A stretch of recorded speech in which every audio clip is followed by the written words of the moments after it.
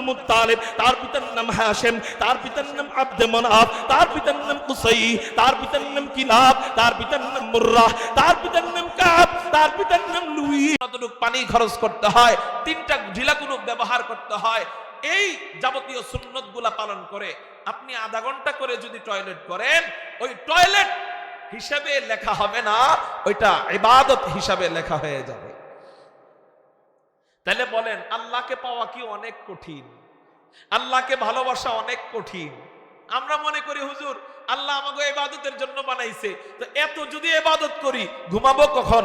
এত ইবাদত করলে ইস্তিনজা করব কখন? এত ইবাদত করলে খানা খাবো কখন? এত ইবাদত করলে বিবির সাথে সময় দিব কখন? এত ইবাদত করলে ব্যবসা করব কখন? আরে মিয়া, ইসলামটা তো এত সহজ যে তোমাকে ইবাদত ব্যবসা রাইখা ইবাদত করতে বলে নাই, ঘুম রাইখা ইবাদত করতে বলে নাই, টয়লেট করা বাদ দিয়ে ইবাদত করতে বলে নাই, খানা খাওয়া বাদ দিয়ে ইবাদত করতে বলে নাই। তাহলে হুজুর ওগুলা বাদ দিয়ে ইবাদত করতে যদি না বলে, তাহলে ওগুলা করতে করতেই তো আমাদের দিন রাত চলে যায়, ঠিক না ঠিক? যেমন আপনার জিন্দেগিতে, হায়াতে জিন্দেগিতে বয়স হলো 60 বছর, কথার কথা। আপনি যদি প্রতিদিন 8 ঘন্টা ঘুমান, হিসাব করেন 60 বছরে 20 বছর চলে যাবে ঘুমে, 20 বছর চলে যাবে। 10 বছর ব্যবসায়, 10 বছর পড়ালেখায় চলে গেল কয় বছর? 40 বছর। 5 বছর টয়লেটে, 5 বছর ওযু গোসল কাপড় ধোয়া, চলে গেল 50 বছর। আরো 10 বছর আছে, এই 10 বছরের ভিতরে 5 বছর খাওয়া দাওয়া করতে আধা ঘন্টা কমপক্ষে লাগে না এক বেলা? 5 বছর খাওয়া দাওয়া, আর 5 বছর বাকি। এই 5 বছর মনে করেন আপনার যাবতীয় ইবাদত, আরো কিছু কাজকর্ম ঢুকান। তাহলে হায়াতে জিন্দেগির মধ্যে বরকত রইল কোথায়? 50 বছরই তো আমার অন্য পথে চলে গেল। মাত্র 5 বছরের ইবাদত মিজানের পাল্লায় রাখলে ওই পাল্লা ভারী হবে, আর বাকি 50 বছরের অন্য কিছু। তাহলে হুজুর আমি কি ঘুম বাদ দিয়ে দিব? আমি কি ব্যবসা বাদ দিয়ে দিব? আমি কি পড়ালেখা বাদ দিয়ে দিব? বলেন না, কিছুই বাদ দেওয়ার দরকার নেই। দুনিয়াবি কাজ প্রত্যেকটাই করো, কিন্তু রাসূলের সুন্নাত মোতাবেক করো। কি হবে? দুনিয়াবি কাজগুলাই ইবাদত হয়ে যাবে। 20 বছর ঘুমাইলেন তো ঘুমটা ইবাদত হবে। আপনি ব্যবসা করতেছেন, সব মিলায়া ধরেন 10 বছর ব্যবসা করছেন, ব্যবসাটা সুন্নত মোতাবেক করেন। ব্যবসার সুন্নত কি? ব্যবসার সুন্নত আত-তাজিরুস সুদুকুল আমিন মা'আন নাবিয়্যিন ওয়াস সিদ্দীকিন ওয়াশ শুহাদা। নবীজি বলেন, কোন ব্যবসায়ী যদি সত্যবাদী হয়, কোন ব্যবসায়ী যদি আমানতদার হয়, মানে কাউকে ঠকায় না, 2 নাম্বার মালকে 1 নাম্বার বলে বিক্রি করে না, কিনা হয়েছে 100 টাকা দিয়ে, একটু বেশি লাভের জন্য এই কথা বলে না যে ভাই আমার কিনাই হয়েছে 150 টাকা দিয়ে।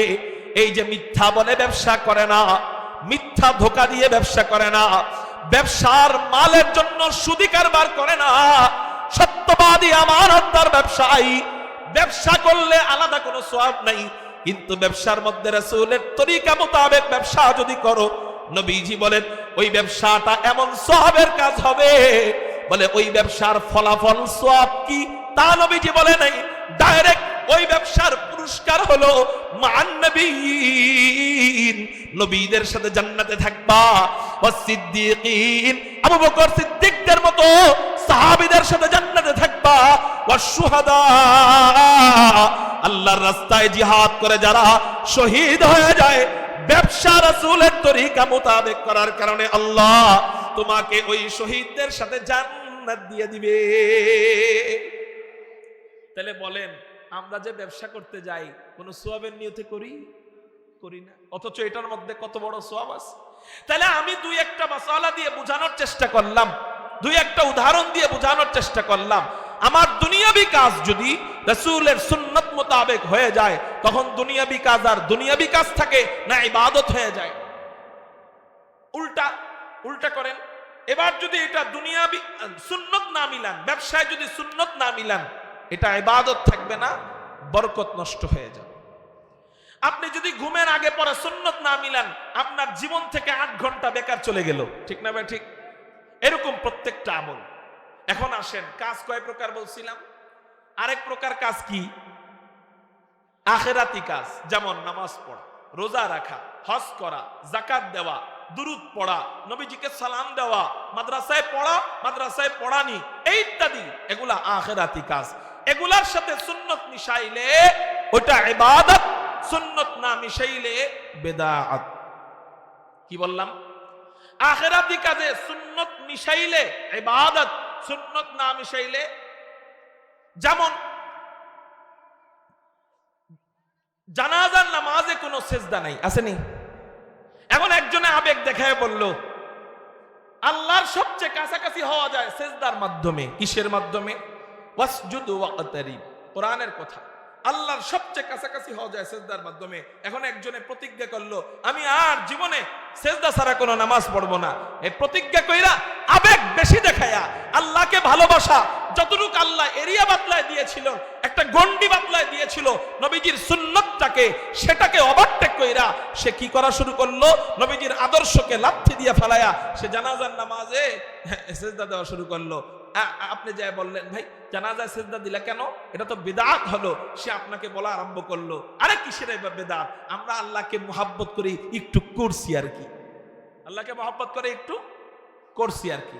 বলেন আল্লাহকে মুহাব্বত দেখায়া ওখানে সেজদা দিলে ওটা ইবাদত হবে না হারাম বিদআত হবে? গেল।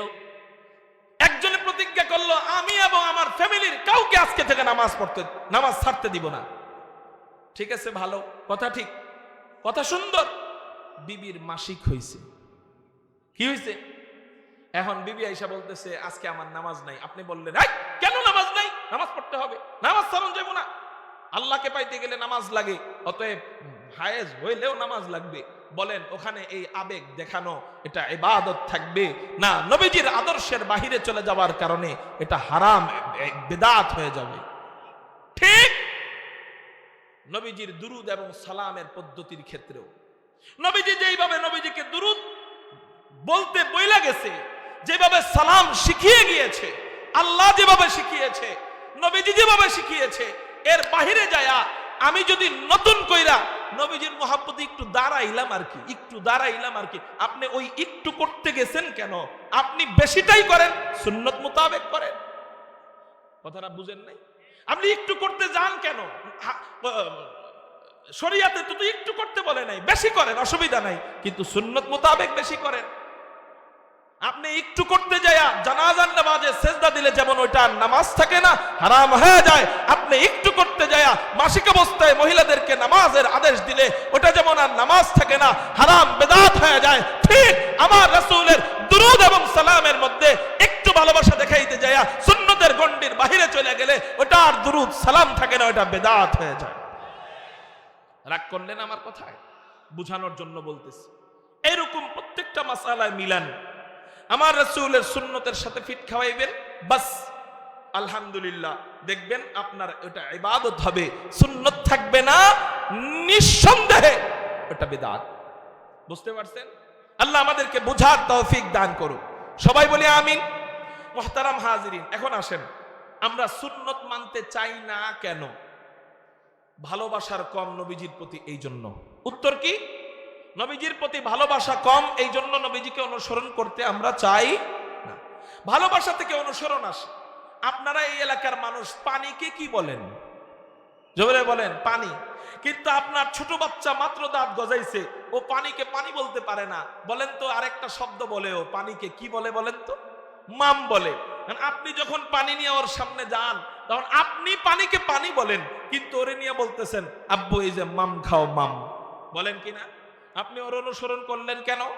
বলে আমি অনুসরণ করছি হুজুর ভালোবাসা থেকে, ওরে আমি ভালোবাসি, এই জন্য অনুসরণ চলে এসেছি। তাহলে অনুসরণ আসে ভালোবাসা থেকে। নবীজির প্রতি ভালোবাসা নাই, এই জন্য নবীজির অনুসরণ আসে না। দাঁড়ায় 5 ঘন্টা খেলা দেখতে মনে চায়, 5 মিনিট নামাজ পড়তে মনে চায় না। ভালোবাসা, নবীজিকে ভালোবাসবো কেন? কোরআন হাদিস থেকে তো বহু উত্তর পাইছেন আপনারা। আজকে আমি একটু বিজ্ঞানের আলোকে বলি। যারা মানুষের মন নিয়ে গবেষণা করেন, ওই সমস্ত বৈজ্ঞানিকরা বলেন একজন মানুষ আরেকজন মানুষকে 4টা কারণে মহব্বত করে। চিৎকার দিয়ে বলেন কয় কারণে? কি কি? 1 নাম্বার জামাল, 1 নাম্বার সৌন্দর্যের কারণে মহব্বত করে। 2 নাম্বার কামাল, 2 নাম্বার পূর্ণতা বা যোগ্যতার কারণে ভালোবাসে। 3 নাম্বার ইহসান, ব্যক্তিটা অনেক দয়ালু এই জন্য মানুষ তাকে ভালোবাসে। 4 নাম্বার করাবাত, আত্মীয়তার কারণে মানুষ মানুষকে ভালোবাসে। বলেন ভালোবাসার কারণ পাইলাম কয়টা? চিৎকার দিয়ে বলেন কয়টা? এই 4 কারণে মানুষ মানুষকে জীবন দিয়ে ভালোবাসে। 4টা থাকার প্রয়োজন নাই, যদি একটা কারণ থাকে মানুষ জীবন দিয়ে মহাব্বত করে। 1 নাম্বার কারণ হলো জামাল, মানুষ সৌন্দর্যের মায়ায় পড়ে। পুরুষ নারীর প্রেমে পড়ে অধিকাংশ সময় সৌন্দর্য দেখা, এমন প্রেমে পড়ে যে সৌন্দর্য দেখা ওই কাঙ্ক্ষিত নারীকে না পাওয়ার কারণে ওই পুরুষ অনেক সময় আত্মহত্যা পর্যন্ত করে। কয় গুণ পাইছিল নারীর ভিতরে বলেন? 1 গুণের কারণে যদি আত্মহত্যা করো, আল্লাহ যদি কারো ভিতরে 4টা গুণ দিয়ে দেয়, তার জন্য জীবন দেওয়ার দরকার আছে না নাই? বলে হুজুর এমন কেউ কি আছে নাকি যার ভিতরে আল্লাহ 4টা গুণ দিয়ে দিয়েছিলেন? আমি বলবো হ্যাঁ আছে। তিনি কে? তিনি হাদিয়ে কুল, তিনি ফখরে রাসূল, তিনি ইমামুল আম্বিয়া, তিনি সাইয়্যিদুল খালায়েক, তিনি আহমদে মুজতাবা, তিনি মুহাম্মাদুর রাসূলুল্লাহ, তিনি সাল্লাল্লাহু আলাইহি ওয়াসাল্লাম। জোরে বলেন সাল্লাল্লাহু আলাইহি ওয়াসাল্লাম। আল্লাহ পাক রব্বুল আলামিন আমাদের নবীজির ভিতর এই 4 গুণ দিয়ে দিয়েছিলেন। 1 নাম্বার গুণ হলো জামাল। আমার নবী সৌন্দর্যের গুণে গুণান্বিত ছিলেন। কেমন সুন্দর আমার নবী ছিলেন চলেন আপনাদেরকে তিরমিজির হাদিস থেকে সংক্ষিপ্তভাবে জানানোর চেষ্টা করি। তিরমিজি শরীফের হাদিস, হযরত জাবির ইবনে সামুরা বর্ণনা করেন। আন জাবির ইবনে সামুরা রাদিয়াল্লাহু তাআলা আনহু قال রাআইতু রাসূলুল্লাহি সাল্লাল্লাহু আলাইহি ওয়াসাল্লাম ফি লাইলাতিন ইদহিয়ান ওয়া আলাইহি হুল্লাতুন হামরা। হযরত জাবের বলেন আমি হুজুর সাল্লাল্লাহু আলাইহি ওয়াসাল্লামকে এক চাঁদের রজনীতে, এক চন্দ্রোজ্জ্বল রজনীতে আমি হুজুর আকরাম সাল্লাল্লাহু আলাইহি ওয়াসাল্লামকে লাল ডোরা কাটা কাপড় পরিহিত অবস্থায় দেখতে পেলাম। আমার দিলের ভিতরে এই কথা জাগ্রত হলো, সব সময় চাঁদ আলাদা পাই, নবীজিকে আলাদা পাই, চাঁদকে আলাদা পাই, নবীজিকে আলাদা পাই।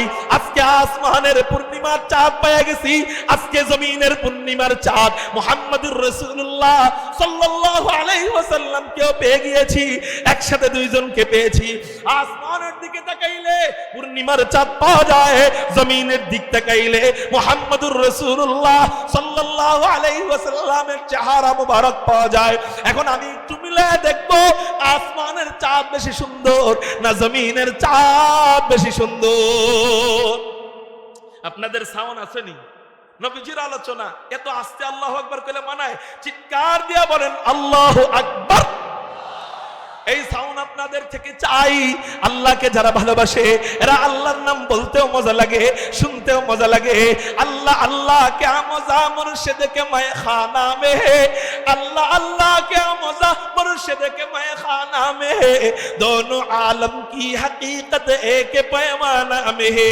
এই জন্য আমরা ওই মার্কা মুসলমান না যে আল্লাহু আকবারের স্লোগান উঠলে আমাদের বঙ্গভবন, আমাদের গণভবন কাইপে উঠবে। আল্লাহু আকবারের স্লোগানে আমরা হেলিকপ্টার দিয়ে পালায়া যাব। আমরা ওই মার্কা মুসলমান না, আমরা মজা পাই, আমরা তৃপ্তি পাই আল্লাহু আকবার বলে। এই জন্য আর যেন বলা লাগে না, শুধু ইশারা দিব আল্লাহর নামের স্লোগান চলবে।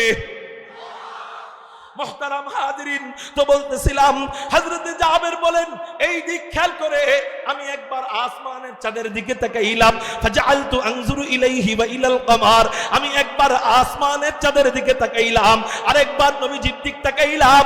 আমার কাছে মনে হলো আসমানের চাঁদের চেয়েও ফালাহুয়া ইনদি আহসানু মিনাল কমার। বারবার আমি এরকম করার পর আমার কাছে মনে হলো আসমানের চাঁদের চেয়ে হুজুর আকরাম সাল্লাল্লাহু আলাইহি ওয়াসাল্লামের চেহারা মোবারক কোটি কোটি গুণ বেশি সুন্দর। চিৎকার দিয়ে বলেন সুবহানাল্লাহ। এই হলো আমার নবীজির চেহারা। এই জন্যই তো হযরতে আম্মা জান আয়েশা কবিতা বলেন লানা শামসুন ওয়ালিল আফাকি শামসুন, লানা শামসুন ওয়ালিল আফাকি শামসুন ওয়া শামসি খায়রুম মিন শামসিস সামাই ফা ইন্নাশ শামসা তাতলু বা'দা ফাজরি فإن الشمس تطلع بعد فجرين وشمسي طالع بعد العشاء وشمسي طالع بعد العشاء হযরত আম্মা জান আয়েশা বলেন, শোনো দুনিয়ার মানুষ সকল, আসমানের জন্য একটা সূর্য আছে, আমার জন্য আল্লাহ একটা সূর্য বানিয়েছেন। আল্লাহু আকবার। আসমানের জন্য একটা সূর্য আছে, আমার জন্য একটা সূর্য আছে। তোমরা কি জানো আসমানের সূর্য বেশি উত্তম না আমার সূর্য বেশি উত্তম? ওয়াশামসি খায়রুম মিন শামসিস সামাই, আসমানের সূর্যের চেয়ে আমার সূর্য কোটি গুণ বেশি দামি। আসমানের সূর্য কখনো দিতে হয়, আমার সূর্য কখনো দিতে হয়। হযরত আম্মা জান আয়েশা বলেন, ফাইন্নাশ শামসা তাতলু বাদা ফাজরিন, ফাইন্নাশ শামসা তাতলু বাদা ফাজরিন ওয়া শামসি তালিউন বাদাল ইশাই ওয়া শামসি তালিউন বাদাল ইশাই। আসমানের সূর্য দিতে হয় ফজরের নামাজের পর। তোমরা সকলে যখন জাগ্রত হয়ে যাও, ওই সময় সকলের সামনে আসমানের সূর্য দিতে হয়। আর আমার সূর্য কখনো দিতে হয় ইশারের নামাজের পর। ওয়াশামসি তালিউন বাদাল ইশাই, ইশারের নামাজের পর তোমরা সকলে যখন ঘুমিয়ে বিভোর হয়ে যাও, আমার অন্ধকার কুঠিরের ভিতরে আল্লাহ আমার সূর্য উদিত করে দেয়। আমার কথা 2, 3, 4, 5 মিনিটে শেষ করার চেষ্টা করব ইনশাআল্লাহ। এই জন্যই তো হযরত হাসান বিন সাবিত নবীজির কবি, নবীজির কাছে যায় বলেন, ইয়া রাসূলুল্লাহ, ইয়া হাবিবাল্লাহ, আমি কি আপনার জন্য একটা কবিতা বানাইছি, বলবনি? নবীজি বলেন, বলো কবিতা। হাসান বিন সাবিত কবিতা বলেন, ওয়া আহসানু মিনকা লাম তারাকাতু আইনি ওয়া আজমালু মিনকা লাম তালিদিন নিসাউ খুলিকতা মুবাররাআম মিন কুল্লি আইবিন কাআন্নাকা কদ খুলিকতা কামা তাশাউ। আল্লাহু আকবার। হাসান বিন সাবিত বলেন, রাসূল, আমার এই 2 চোখ আপনার চেয়ে সুন্দর কোন মানুষ কখনো দেখে নাই। সুবহানাল্লাহ। রাসূলে ওয়া আজমালু মিন কালাম তালিদিন নিসাউ, রাসূল, আপনার চেয়ে সুন্দর কোন সন্তান আজ পর্যন্ত কোন মা জন্ম দিতে পারে নাই। এজন্যই তো হযরতে আমেনা, নবীজির মা হযরতে আমেনা, নবীজির চেহারা দেখা চিন্তিত হয়ে গিয়েছিলেন। ভূমিষ্ঠ হওয়ার পর নবীজির চেহারা দেখা চিন্তিত হয়ে গিয়েছিলেন। এত সুন্দর নবজাতক, এত সুন্দর তার চেহারা, নামটা কি রাখি? আল্লাহ, এত সুন্দর চেহারা, নামটা কি রাখি? কারণ সুন্দর একটা নাম রাখা সন্তানের হক। কি আপনি সন্তানের হক নাই রাখান, বড় হওয়ার পর সন্তান আপনার সাথে খারাপ আচরণ তো করবেই। ঐশীর মতো যে আপনারা জবাই করে না, শুকরিয়া করেন। সন্তানের হক সন্তানের সুন্দর একটা নাম রাখা, সন্তানের হক সন্তানকে মাদ্রাসায় পড়ানো, দ্বীনি শিক্ষায় শিক্ষিত করা। আপনি হক মেরে খাইলে ওই সন্তান আপনারে বৃদ্ধাশ্রমে রাখবে না তো কি করবে? এজন্য সন্তানদেরকে মাদ্রাসায় পড়াবো কারা কারা? আল্লাহু আকবার বলে 2 হাত আল্লাহরে রেখে রাজি আছি ইনশাআল্লাহ, পাক্কা ওয়াদা ইনশাআল্লাহ। রিজিক দেওয়ার মালিক কে? ইঞ্জিনিয়ার হলেও খাওয়াবে কে? আলেম হলেও খাওয়াবে কে? এজন্য সন্তানদেরকে মাদ্রাসায় পড়াবো তো ইনশাআল্লাহ। হাত নামান, কথা শেষ। হযরত আমেনা বলেন, আমি আমার শিশুর চেহারার দিক তাকাইলাম, তাকানোর পর দেখলাম চেহারাটা মুহাম্মদ। মুহাম্মদ শব্দের অর্থ প্রশংসিত। আমি আমার শিশুর গালের দিক তাকাইলাম, গালটা প্রশংসিত, গালটা মুহাম্মদ। থুতনির দিক তাকাইলাম, থুতনিটা মুহাম্মদ। ঠোঁটের দিক তাকাইলাম, ঠোঁটটা মুহাম্মদ। নাকের দিক তাকাইলাম, নাকটা মুহাম্মদ। চোখের দিক তাকাইলাম, চোখটা মুহাম্মদ। চাহনির দিক তাকাইলাম, চাহনিটাও মুহাম্মদ। হাসির দিক তাকাইলাম, হাসিটাও মুহাম্মদ। কপালের দিক তাকাইলাম, কপালটাও মুহাম্মদ। চুলের দিক তাকাইলাম, চুলটা মুহাম্মদ। কানের দিক তাকাইলাম, কানটা মুহাম্মদ।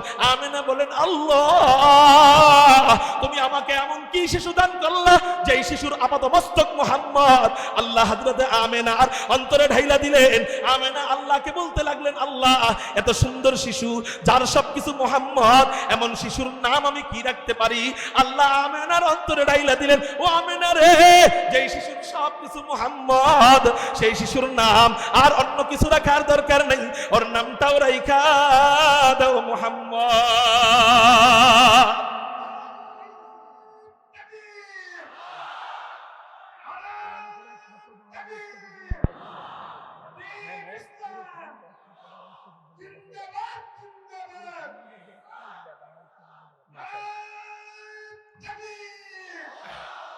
মুহতারাম হাজিরিন, আল্লাহ হযরত আমেনার অন্তরে ঢাইলা দিলেন। আরেক রাওয়ায়াতে পাওয়া যায় আমেনা নবীজি হওয়ার আগেই স্বপ্নে দেখেছিলেন নবীজির নাম রাখবে মুহাম্মদ। এমন একটা দামি নাম আল্লাহ দিয়ে দিলেন। নবীজির চেহারার মতো যেমন চেহারা আল্লাহ কাউকে দেয় নাই, নবীজির নামের মতো নাম আল্লাহ দুনিয়ার অন্য কাউকে তো দূরে থাক, নবীজির বংশের কারো নামও নবীজির নামের চেয়ে সুন্দর নাম নাই। কথা যেহেতু আয়েশা গেল বলেই ফেলি, আমার নবীজির বংশের কয়েকটা নাম বলি, আপনি একটু মিলিয়ে দেখেন তো আমার নবীর নামের চেয়ে সুন্দর কোন নাম পাওয়া যায় কিনা।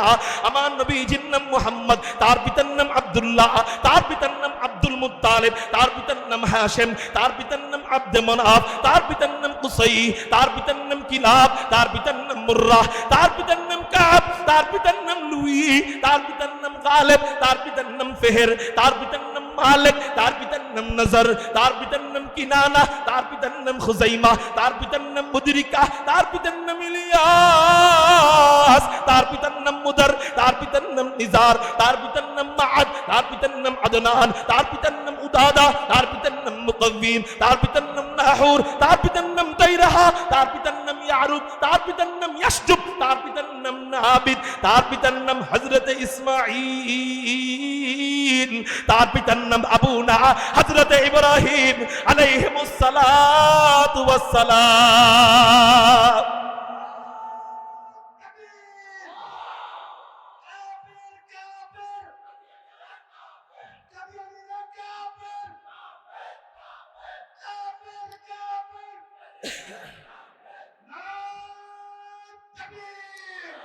মুহতারাম হাজিরিন, এই হলো আমার নবীজির চেহারা। যেমন তার চেহারা তেমন তার নাম। আমি নামের দিকে গেলাম কেন? সময় যদি বেশি পাইতাম তাহলে বুঝায় বলতাম, আজকে বুঝাইতে পারলাম না। এই হলো আমার নবীজির চেহারা। শুধু মুসলমানরাই নয়, আরেক হাদিস আপনারা তাহকিক করে নিয়েন, আমি সময় পাইলাম না, শুধু এতটুকু বলি। তিরমিজি শরীফের হাদিস, হযরত আব্দুল্লাহ ইবনে সালাম ছিলেন রাবী, তিনি ইহুদিদের আলেম, ইহুদিদের পণ্ডিত ছিলেন। শুধু নবীজির চেহারা দেখা বলা আরম্ভ করছে, লাইসা বিওয়াজহিন কাযাব, এই চেহারাওয়ালা ব্যক্তি কখনো মিথ্যা নবী হইতে পারে না। শুধু চেহারা দেখা কালেমা পড়ে মুসলমান হয়ে যাওয়ার চিন্তা করে না। এই হলো আমার নবীর চেহারা, যেই চেহারাই প্রমাণ করে আমার নবী সত্য নবী। অতএব মির্জা গোলাম আহমদ কুলাঙ্গার কাদিয়ানী ও আমার নবী কেমনে হয়? আবার বলে শেষ নবী ও কেমনে শেষ নবী হয়? যার এক চোখ কালা কানা।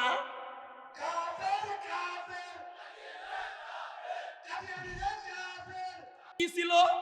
কানা। আল্লাহর প্রিয় হাবিব, প্রিয় বন্ধু আবার কানা কেমনে হয়? কানা কোনদিন নবী হয়? নবীদের মরণ হয় ইজ্জতের সাথে। ওর মরণ হয়েছে পায়খানার টাঙ্কির উপর। অতএব ওই নবীর জন্য যদি উলামায়ে কেরাম নবী মুহাম্মদুর রাসূলুল্লাহ সাল্লাল্লাহু আলাইহি ওয়াসাল্লামের খাতমে নবুয়তের চারকে সমুন্নত করবার জন্য, নবীর সুন্নাতকে সমুন্নত করবার জন্য, নবীর আইনকে বাস্তবায়নের জন্য, নবীর তাবলীগকে হেফাজত করবার জন্য যদি উলামায়ে কেরাম রক্ত দিতে ডাক দেয়, কারা কারা নবীর জন্য শাহাদাতের সুদামান করতে রাজি আছো? আল্লাহু আকবার বলো।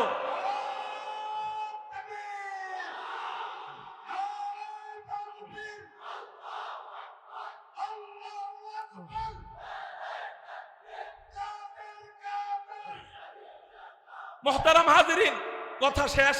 আমার ভাই বসে রয়েছে, আমি আর লম্বা করব না। এই শেষ কথা মিলাই দেই, কারণ আলোচনা শেষ করতে পারি নাই, মিলামু কেমনে, মাঝখান দিয়েই মিলাই দেই।